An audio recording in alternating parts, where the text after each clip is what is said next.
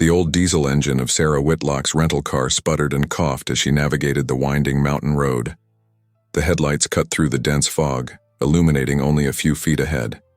It was as if the world beyond ceased to exist, swallowed by an impenetrable gray void. Sarah gripped the steering wheel tighter, her knuckles turning white as she peered into the mist. She was beginning to regret her decision to take this assignment. As an investigative journalist specializing in debunking myths and urban legends, Sarah had thought the story of the Vanishing Train would be a quick and easy piece. A quaint tale from a backwater town, ripe for dismantling with cold, hard facts. But as she drove deeper into the wilderness, a creeping unease settled in her gut. The GPS on her phone had lost signal hours ago, leaving her to rely on the crude map provided by her editor. According to the weathered piece of paper, she should be nearing the town of Graywater. Sarah squinted, trying to make out any signs of civilization through the fog. Suddenly, a dark shape loomed out of the mist. Sarah slammed on the brakes, the car's tires screeching on the wet asphalt. As the vehicle skidded to a halt, she found herself face to face with an ancient, rusted sign. The paint was peeling, but she could just make out the words. "Welcome to Graywater, where time stands still." Sarah's heart raced as she took a deep breath, trying to calm her nerves. She was a rational person after all. There was no reason to be spooked by an old sign and some fog. Still, as she put the car back in gear and crept past the ominous welcome, she couldn't shake the feeling that she was crossing a threshold into something other. The town of Graywater materialized out of the mist like a fever dream. Dilapidated Victorian houses lined the narrow streets, their paint peeling and windows dark. Gas lamps flickered weakly, casting eerie shadows that danced and writhed in the fog. Sarah's eyes darted from side to side, taking in the unsettling scene. It was as if she had driven straight into the past, the modern world left far behind. She pulled up to the only building that showed signs of life, a ramshackle inn with a flickering neon sign that read, "The Last Stop." As Sarah killed the engine, she noticed a group of locals huddled on the porch, their conversation dying as they turned to stare at her. Their eyes were hollow, filled with a mixture of suspicion and, was that pity? Gathering her courage, Sarah stepped out of the car. The damp air clung to her skin and she suppressed a shiver as she approached the inn. The floorboards creaked ominously under her feet as she climbed the steps. "Evening, folks," she said, trying to keep her voice steady. "I'm looking for a room for the night. Is the inn open?" An elderly man with a face like crumpled parchment stepped forward, his rheumy eyes fixed on Sarah with an intensity that made her want to shrink back into her car. "You're not from around here," he said. It wasn't a question. Sarah forced a smile. "No, sir. I'm Sarah Whitlock, a journalist from the city.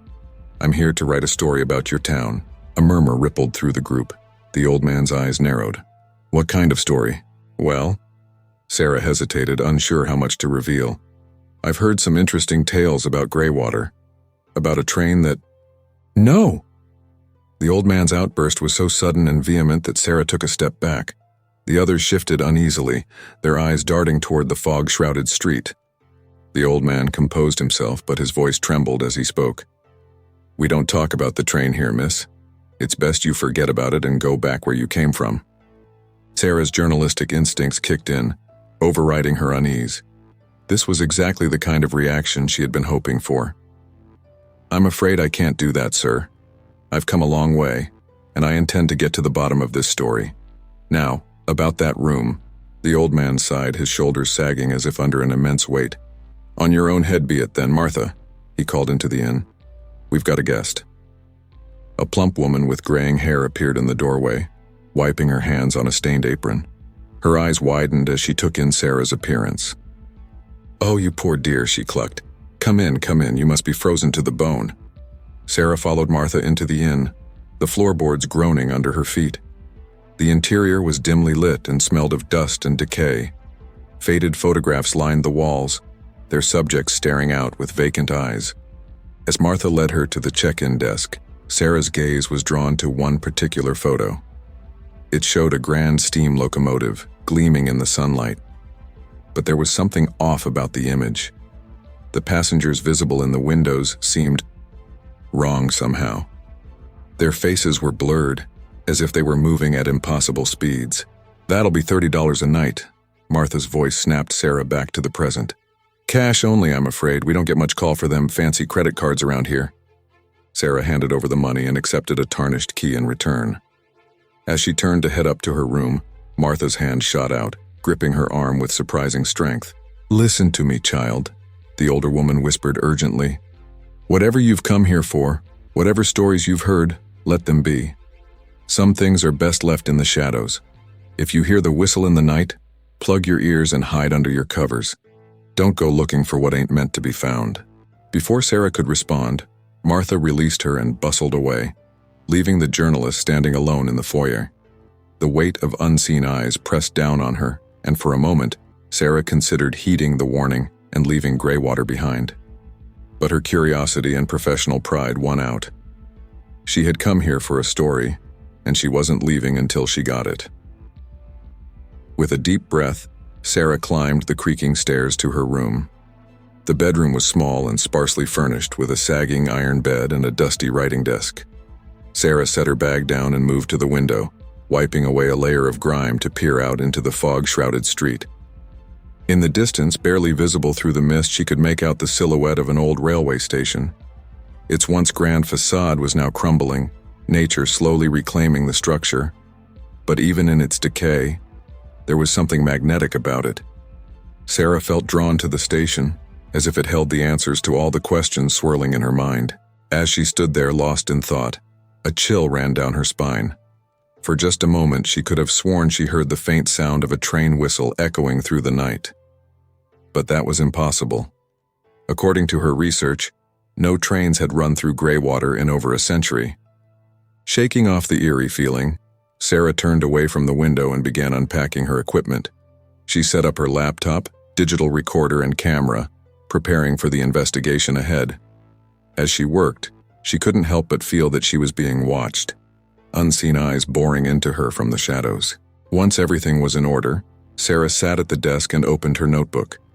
She began jotting down her initial impressions of Graywater and its inhabitants, trying to make sense of the strange atmosphere that permeated the town. As the night wore on, Sarah found herself struggling to keep her eyes open. The long drive and the day's unsettling events had taken their toll. She decided to turn in, hoping that a good night's sleep would clear her head and allow her to approach the investigation with fresh eyes in the morning. But sleep did not come easily. Sarah tossed and turned, her dreams filled with shadowy figures and the haunting sound of a distant train whistle. In her fitful slumber, she saw faces pressed against frosted windows, their mouths open in silent screams as they were carried away into an impenetrable fog. She awoke with a start, her heart pounding. The room was pitch black, the ancient electricity having given out sometime during the night. Sarah fumbled for her phone, using its dim light to illuminate her surroundings. 3:33 a.m., the witching hour. As her eyes adjusted to the darkness, Sarah became aware of a sound. Faint at first, but growing steadily louder. The rhythmic chug of an engine, the clatter of wheels on tracks, and underneath it all, a mournful whistle that seemed to call out to her very soul. Sarah's breath caught in her throat. It couldn't be, and yet, she rushed to the window, wiping away the condensation that had formed on the glass. The fog outside had thickened, if that was even possible, forming an impenetrable wall of gray. But through the mist, she could make out a faint glow. 2 pinpricks of light, growing steadily larger. The train? Sarah's mind reeled. This was impossible. There were no functioning tracks, no scheduled trains, and yet the sound was undeniable. The whistle pierced the night again, closer now, filled with an otherworldly longing that made Sarah's heart ache. Without fully realizing what she was doing, Sarah found herself dressing hurriedly, her hands shaking as she pulled on her boots. A voice in the back of her mind screamed at her to stay put, to heed Martha's warning. But a stronger force was pulling her towards the door, towards the source of that haunting whistle. The floorboards creaked ominously as Sarah crept down the stairs, wincing at every sound. The inn was deathly quiet, as if holding its breath. She reached for the front door, her hand hovering over the knob. "I wouldn't do that if I were you." Sarah whirled around, her heart leaping into her throat. The old man from earlier stood at the foot of the stairs, his eyes glinting in the darkness. "You hear it, don't you?" he asked, his voice barely above a whisper. "The train. It calls to you." Sarah nodded, unable to find her voice. The old man sighed heavily. It always finds the ones who are searching, the ones with something missing inside them. He fixed Sarah with a penetrating stare. What are you looking for, Miss Whitlock? What hole in your soul is that train promising to fill? Before Sarah could answer, the whistle sounded again, louder and more insistent. She felt it in her bones, a siren call that was impossible to resist. I have to see it, she managed to choke out. I have to know the truth. The old man shook his head sadly. The truth? Oh, child. The truth is not always what we hope it to be. Sometimes, it's better to live with the mystery than to face what lies beyond. But Sarah was already turning away, her hand closing around the doorknob. She stepped out into the fog-laden night, the old man's final words following her like a curse. Remember, Miss Whitlock, once you set foot on that platform, there's no turning back. The train doesn't just take you somewhere, it takes you away from everything. The fog swallowed Sarah as she stumbled through the empty streets of Graywater. The sound of the train grew louder with each step, the whistle cutting through the night like a knife. She was vaguely aware that she should be documenting this, recording it somehow. But all thoughts of her investigation had fled her mind. There was only the train, and the irresistible pull it exerted on her very being. As she neared the old station, the fog began to thin. The decrepit platform emerged from the mist, and there, gleaming as if brand new, stood the train. It was a magnificent sight, a relic from another era. The locomotive's brass fittings shone in the ethereal light, steam hissing from its valves. The passenger cars behind it were elegant and inviting, their windows glowing with a warm golden light. Sarah's breath caught in her throat. It was real. All the stories, all the warnings, they were true. As if in a trance, she approached the platform. The train whistle sounded once more. Not a mournful cry now, but a triumphant blast. It had found her. Sarah's foot touched the first step of the platform, and in that instant, everything changed. The fog rushed in, thicker than ever, obscuring everything but the train. The station, the town, the very world itself seemed to fade away, leaving only Sarah and the ghostly locomotive. A figure appeared in the doorway of the nearest carriage. It was a conductor, impeccably dressed in a uniform that hadn't been in style for a century. His face was oddly blurred, as if Sarah was viewing him through a warped lens. "All aboard," the conductor called, his voice echoing strangely. "Last call for all passengers. This train is bound for everywhere and nowhere." Sarah's heart pounded in her chest. Every instinct screamed at her to run, to flee back to the safety of the inn. But her feet carried her forward, drawn by an irresistible force. As she neared the carriage door, the conductor's features came into focus. Sarah gasped. The face looking back at her was her own, aged by decades, eyes filled with an eternity of sorrow and regret. "Welcome aboard, Miss Whitlock," her older self said, extending a hand. "We've been waiting for you. Are you ready to begin your journey?" Sarah stood frozen on the threshold, poised between the world she knew and the impossible realm that lay beyond. In that moment, she understood the true nature of the vanishing train. It wasn't just a ghost story or a local legend. It was a gateway, a chance to step outside of time itself, to confront the deepest desires and darkest fears of one's soul. But at what cost? The whistle blew one final time, a sound that seemed to echo through eternity. Sarah closed her eyes, took a deep breath, and made her choice. The fog rolled in thicker than ever as the train's wheels began to turn. The world dissolved into a whirl of mist and shadow as Sarah stepped onto the train. The door closed behind her with a soft hiss, sealing her fate. For a moment, all was darkness and the deafening roar of wheels on tracks. Then slowly, the interior of the carriage came into focus. Sarah blinked, disoriented. The carriage was unlike anything she had ever seen. It seemed to shift and change as she looked at it. One moment, a luxurious parlor car from the golden age of rail travel. The next, a sleek, futuristic capsule that defied her understanding of physics. The only constant was the sense of wrongness that permeated everything. "Please take a seat," her older self said, gesturing to an empty chair. "The journey is long and there's much to discuss." Sarah moved down the aisle, acutely aware of the other passengers.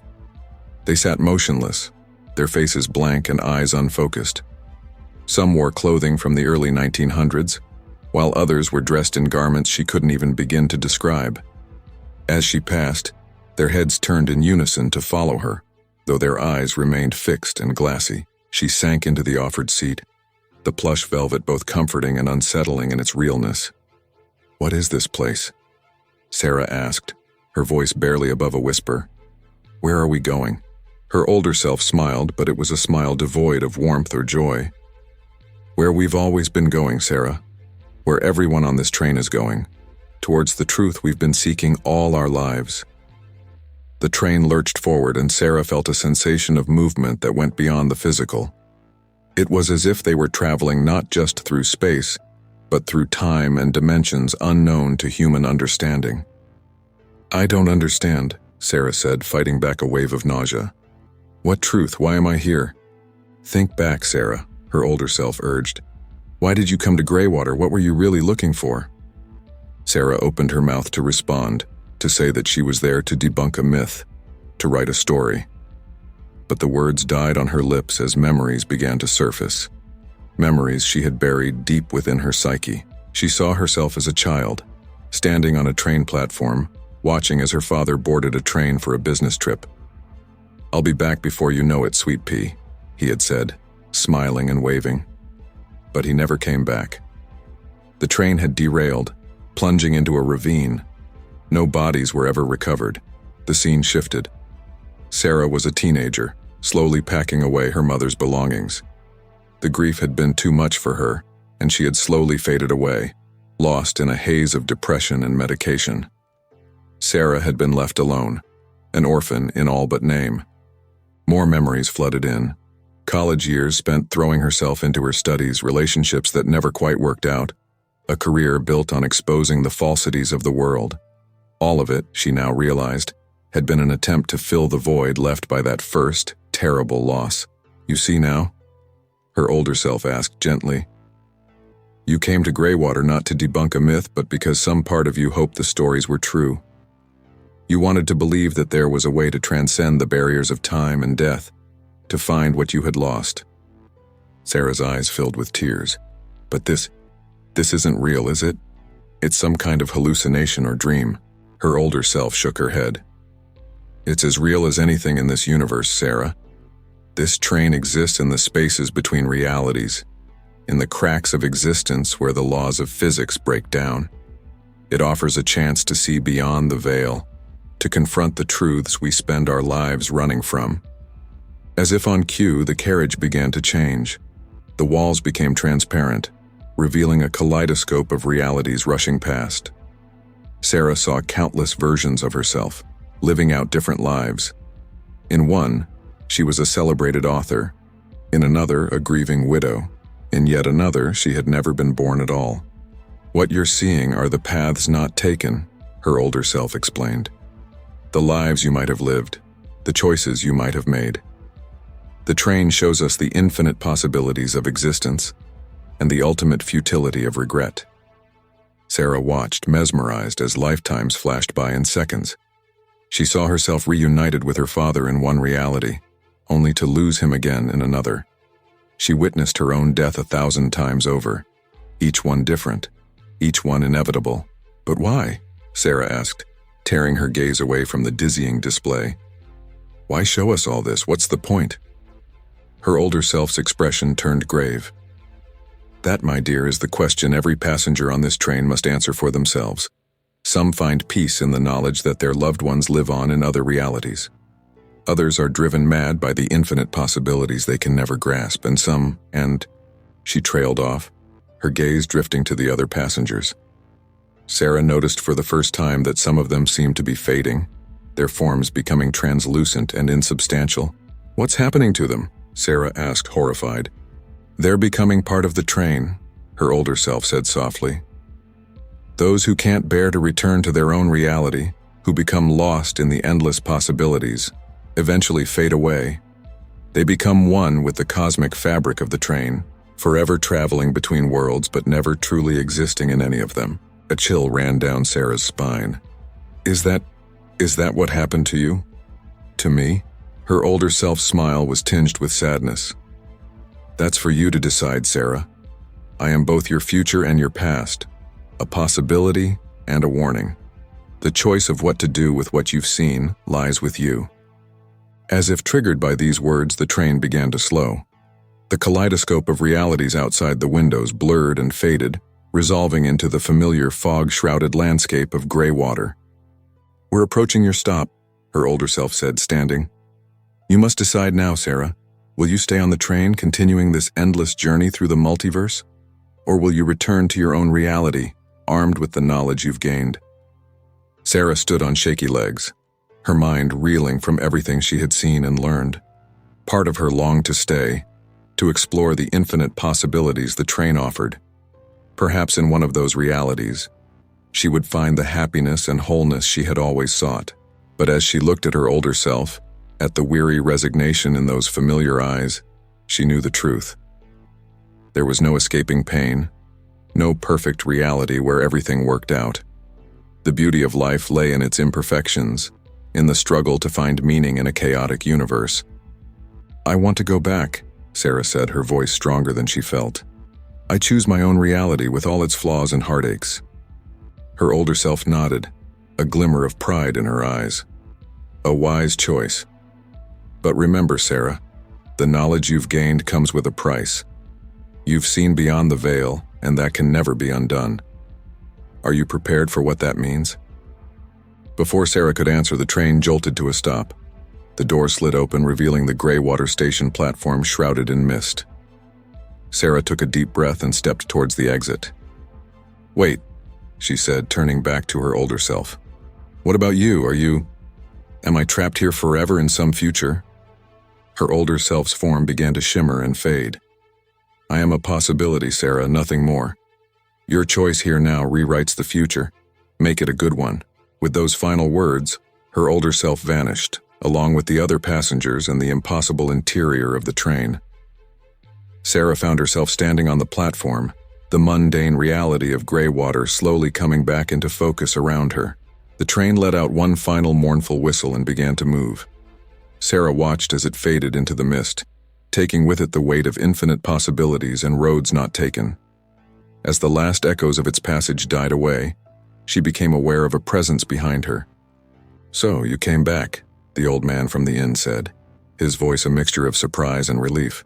"Not many do, you know. Most who board that train are never seen again." Sarah turned to face him, seeing him with new eyes. The weight of years and knowledge hung heavy on his frame, and she wondered what truths he had confronted on his own journey. "What happens now?" she asked. The old man shrugged. "That's up to you, isn't it? You've seen things most folks couldn't even dream of. The question is, what are you going to do with that knowledge?" Sarah pondered this as they walked back towards the town. The first light of dawn was breaking through the fog, casting the world in a new, almost magical light.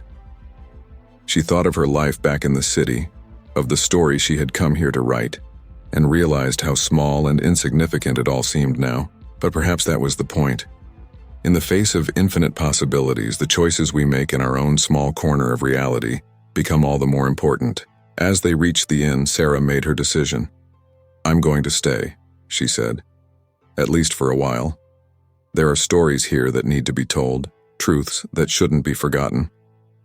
The old man nodded, a glimmer of approval in his rheumy eyes.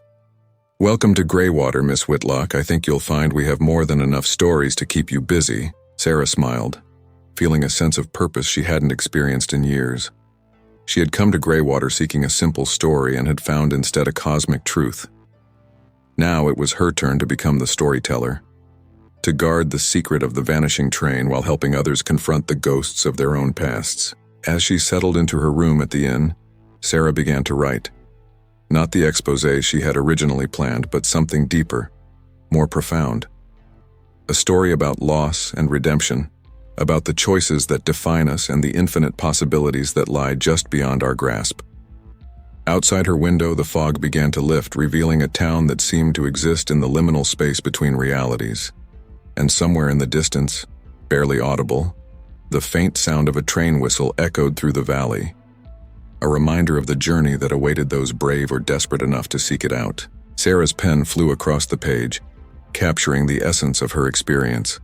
She wrote of the train that vanished between worlds, of the passengers trapped in an endless journey, and of the profound truths hidden in the fabric of reality itself. But more than that, she wrote of hope, of the power of choice, and of the beauty found in embracing one's own imperfect existence. As the days turned into weeks and weeks into months, Sarah became a fixture in Graywater. The townsfolk, initially wary of the outsider who had dared to confront their greatest secret, slowly began to open up to her. They shared their own stories of loss and longing, of brushes with the supernatural train that had haunted their town for generations. Sarah listened and wrote, weaving their tales into a tapestry that captured the essence of Graywater and its impossible train. She became a keeper of secrets, a guardian of the thin veil between realities that seemed to center on this forgotten town. But even as she immersed herself in the stories of others, Sarah never forgot her own journey. On quiet nights when the fog rolled in thick and heavy, she would sometimes hear the distant whistle of the train. In those moments, she felt the pull of infinite possibilities, the temptation to board once again and lose herself in the cosmic dance of what-ifs and might-have-beens. Yet she resisted, grounding herself in the reality she had chosen. Sarah had glimpsed the price of giving in to that temptation, had seen the faded remnants of those who had lost themselves to the allure of infinite choice. Instead, she channeled that longing into her writing, creating works that hinted at the vastness of existence while celebrating the beauty of a single imperfect life. As her reputation grew, others began to seek out Graywater. Some came looking for the train, drawn by rumors and whispered legends. To those, Sarah served as a guide and a warning, helping them confront their own demons without losing themselves to the cosmic abyss. Others came for her stories, sensing the profound truths hidden within her words. Literary critics hailed her as a visionary, a writer who had tapped into something primal and universal. But Sarah knew the truth. She was merely a translator, putting into words the ineffable experiences of those who had brushed against the edges of reality. Years passed, and Sarah watched as Graywater slowly transformed. The town, once trapped in a state of decay and forgotten by the outside world, began to revitalize. New people moved in, drawn by the sense of mystery and possibility that hung in the air. The old railway station was restored, becoming a museum that hinted at the truths it had witnessed without ever fully revealing them. Through it all, the train continued its endless journey. Sometimes in the dead of night it would appear at the station, its whistle calling out to those with unfinished business or unfulfilled dreams. And sometimes, people would board, vanishing into the mist of possibility. But now, thanks to Sarah's presence and her stories, those who boarded did so with open eyes. They understood the choice they were making, the risks and rewards of confronting the infinite. And more often than not, they returned, changed but not lost, ready to embrace their own realities with newfound purpose. As for Sarah herself, she found a peace she had never thought possible. The void left by her father's disappearance and her mother's withdrawal was not filled, but rather transformed.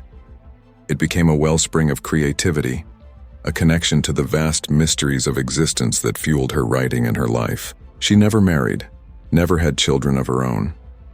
But in the stories she told and the lives she touched, Sarah found a different kind of legacy. She became a beacon for the lost, a voice for the voiceless, and a bridge between the mundane world and the extraordinary truths that lay just beyond the veil of perception. And on quiet nights when the moon was hidden and the fog rolled in, Sarah would sometimes walk down to the old railway station. She would stand on the platform, feeling the weight of infinite possibilities humming in the air around her. And as the ghostly train appeared, its whistle calling out across realities, Sarah would smile, secure in the knowledge that she had made the right choice. For in choosing to embrace her own imperfect reality, in dedicating herself to telling the stories of Graywater and its impossible train, Sarah Whitlock had found something far more valuable than any cosmic truth or multiversal journey could offer. She had found her purpose, her place in the grand tapestry of existence. And in doing so, she had transformed not just her own life, but the lives of countless others who found solace and meaning in her words. As the train faded once more into the mist, Sarah turned back towards the town, her heart full and her mind alight with new stories waiting to be told. For she had learned the greatest truth of all: that in a universe of infinite possibilities, it is the choices we make and the connections we forge in our own small corner of reality that truly matter. And so the legend of the vanishing train lived on, not as a curse or a tragic mystery, but as a testament to the power of choice, the importance of facing one's fears, and the profound beauty found in embracing the life we have, even as we acknowledge the vastness of what might have been. In Graywater, the boundary between reality and possibility remained thin, a constant reminder of the extraordinary truths that lie just beyond our understanding.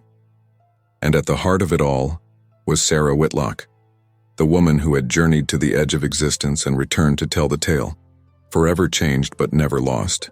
As she sat at her desk penning another story that would captivate and inspire, Sarah glanced out the window at the fog-shrouded town she now called home.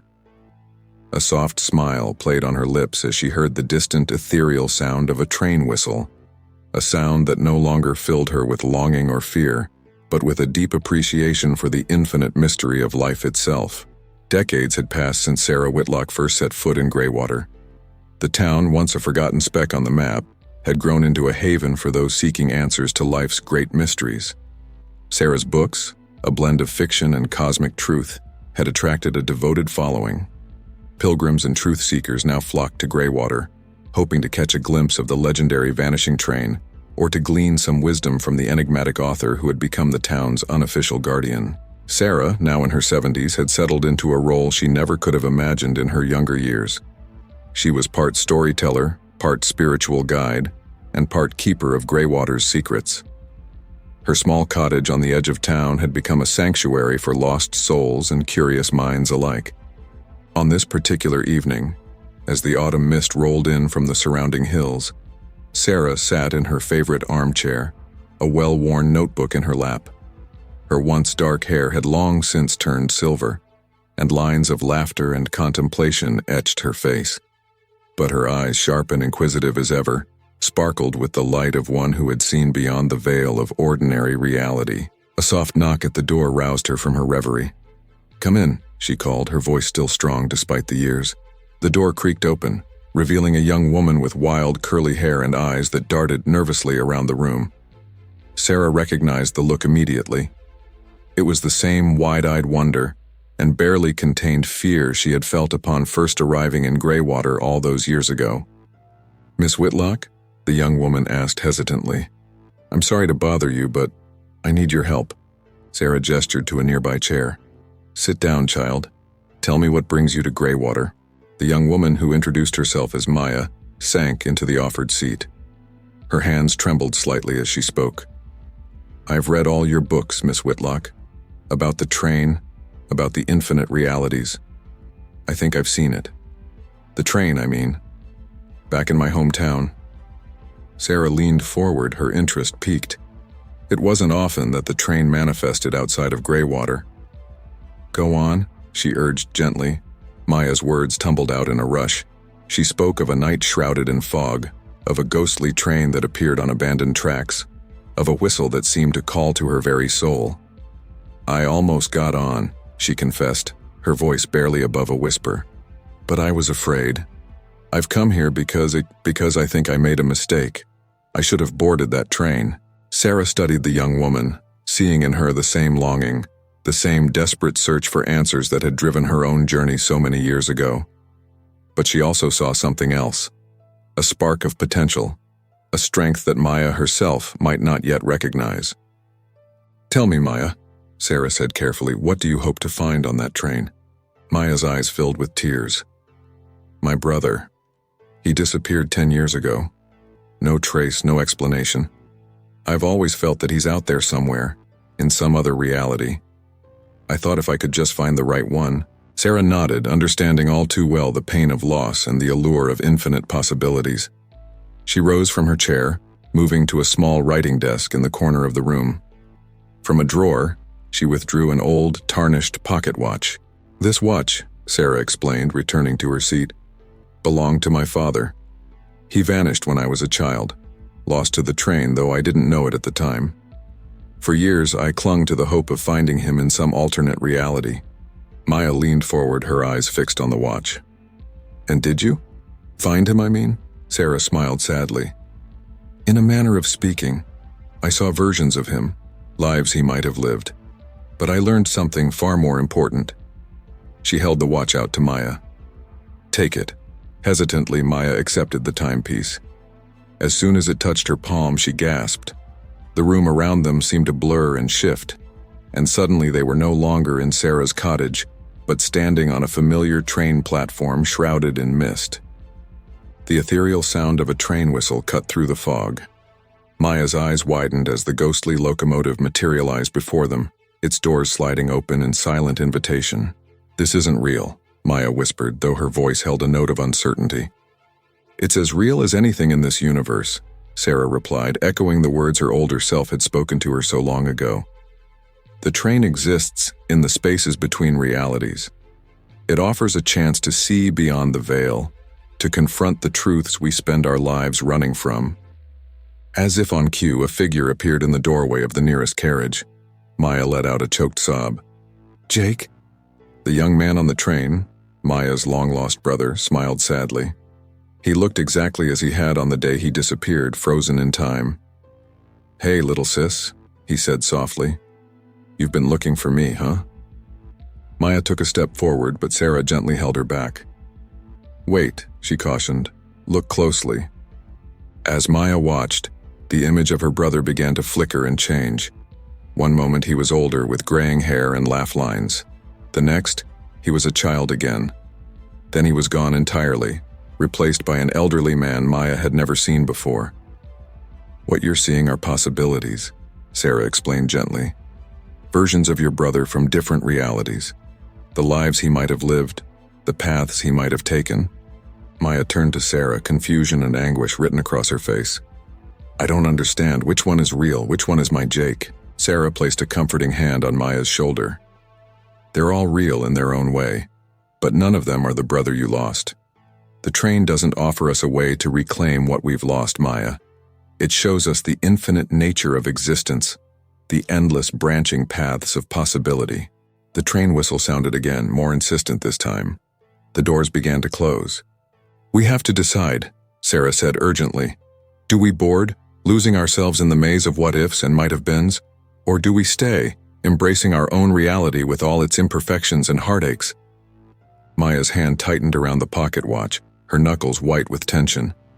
For a long moment she stared at the train, at the flickering images of her brother and countless other possibilities. Then, slowly, she took a step back. I choose to stay, she said, her voice trembling but resolute. Jake is gone, and no alternate reality can bring him back. But I'm still here. I have a life to live, my own path to forge. As soon as the words left her mouth, the scene around them dissolved. They were back in Sarah's cottage, the pocket watch cool and inert in Maya's palm. But something had changed. There was a new light in Maya's eyes, a sense of purpose that hadn't been there before. Sarah smiled, feeling a profound sense of déjà vu. You've made a wise choice, Maya. But remember, the knowledge you've gained comes with a responsibility. You've seen beyond the veil, and that can never be undone. Maya nodded, handing the watch back to Sarah. What do I do now? She asked. You live, Sarah said simply. You embrace your reality with all its joys and sorrows. And perhaps when the time is right, you help others who find themselves at the crossroads between what is and what might have been. As Maya left the cottage that night, Sarah felt a shift in the air, a sense that a torch had been passed. She had long wondered who would carry on her work when she was gone, who would guard the secrets of Graywater and guide those lost souls drawn to the mystery of the vanishing train. Now, looking at the young woman walking purposefully into the misty night, Sarah thought she might have found her answer. The years that followed saw many changes in Graywater. Sarah, her energy waning but her mind as sharp as ever, began to step back from her role as the town's guardian. She focused on her writing, producing a final series of books that hinted at even deeper truths about the nature of reality and the human soul. Maya, transformed by her experience, became Sarah's protégée. She had a natural gift for connecting with the lost and the searching, guiding them through their own confrontations with the infinite without losing sight of the beauty in their own realities. Together, Sarah and Maya worked to ensure that the legacy of Graywater and its impossible train would continue. They established a foundation dedicated to exploring the boundaries of consciousness and reality, attracting scientists, philosophers, and spiritual seekers from around the world. The old railway station, once a place of decay and forgotten dreams, was transformed into a center for meditation and contemplation. Those who came to Graywater seeking answers often found not the concrete truths they expected, but a deeper understanding of themselves and their place in the vast tapestry of existence. As for the train itself, it continued its endless journey through the cracks of reality. But now, thanks to the work of Sarah, Maya, and those who followed in their footsteps, fewer people were lost to its allure. Instead, the train became a symbol of the infinite possibilities that exist within each moment, a reminder to embrace the life we have while acknowledging the vast unknown that lies just beyond our perception. On the evening of her 80th birthday, Sarah took her usual walk to the old platform. The mist rolled in, thick and heavy, and she felt the familiar hum of cosmic energy in the air. As the spectral train materialized before her, its whistle echoing across realities, Sarah smiled. For the first time in decades, she felt the pull, the temptation to board and lose herself in the infinite. But as she stood there reflecting on the life she had lived, the stories she had told, and the lives she had touched, Sarah knew she had no regrets. She had made her choice long ago, to embrace her own reality while serving as a bridge between worlds. And in doing so, she had found a purpose and a fulfillment beyond anything she could have imagined. As the train began to fade back into the mist, Sarah turned away from the platform. In the distance, she could see lights in the windows of Graywater, each one representing a life, a story, a unique thread in the grand tapestry of existence. She began the walk back to town, her steps slow but purposeful. There were still stories to be told, seekers to guide, and mysteries to contemplate. And as long as there were those willing to face the profound truths hidden in the fabric of reality, the legend of the vanishing train and the transformative power of choice would live on. Sarah paused at the top of the hill, looking back one last time at the misty platform. The train was gone, but its presence lingered, a reminder of the journey that had brought her here and the infinite journeys yet to come. With a contented sigh, Sarah turned towards home, towards the life she had chosen and the legacy she would leave behind. In the end, she realized, it was not the destination that mattered, but the choices we make along the way. And as the mist swirled around her, carrying the faint echo of a train whistle from some distant reality, Sarah Whitlock walked into the future she had helped to shape, a future where the boundaries between what is and what might be remained forever fluid, inviting exploration, understanding, and growth.